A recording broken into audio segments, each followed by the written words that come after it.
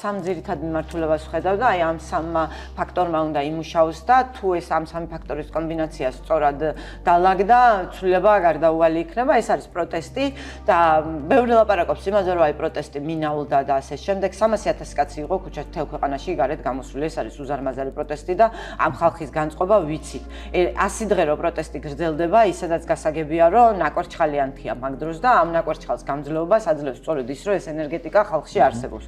რო არ არსებობდეს, ვერ გაძლებდა 100 დღე, ვერც აი ეს რაოდენობა, რაც ძლებს, ხო? და სწორ მომენტში აუცილებლად დავინახავთ 300,000 კაცს გამოსულს ისევ ქუჩაში. ამან არ უნდა შეგვაშინოს და ეს არა, ნუ პროტესტი მიდის და გრძელდება, ხო? და ეხლა 31 მარტს აპირებს პრეზიდენტი დაანონსებას რეფერენდუმის დღეს, ზუსტად როცა 98%-მა დაუჭირა მხარი საქართველოს დამოუკიდებლობას. ეს უპრეცედენტო ერთიანობის დღე. 98%-მა 0.2-მა 31 მარტს.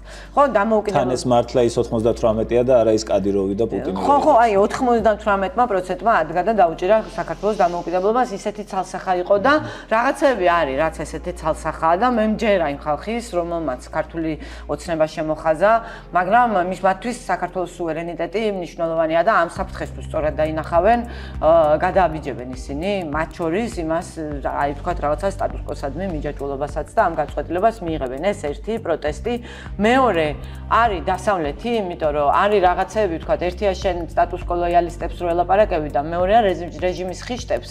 პროტესტი ვერ გაუმკლავდება, ეხლა შენ რამდენიც არ უნდა დადგე და იმ პოლიციელს ელაპარაკო, ის უკანონო დავალებას შეასრულებს, თუ არ იცის რომ ამის გამო დაისჯება. ჩვენ მაგის გამო ვერ დავსჯით, ხო, ჯერჯერობით, სანამ ხელისუფლება არ შეიცვლება და რაც შეეხება, ვთქვათ, პროპორციულ ძალას, რაც შეიძლება დაუპირისპიროთ, არის დასავლეთის სანქციები და მაგ მიმართულებით კარგად მიდის საქმე. რომლისთვისაც ასევე პროტესტი არის აუცილებელი.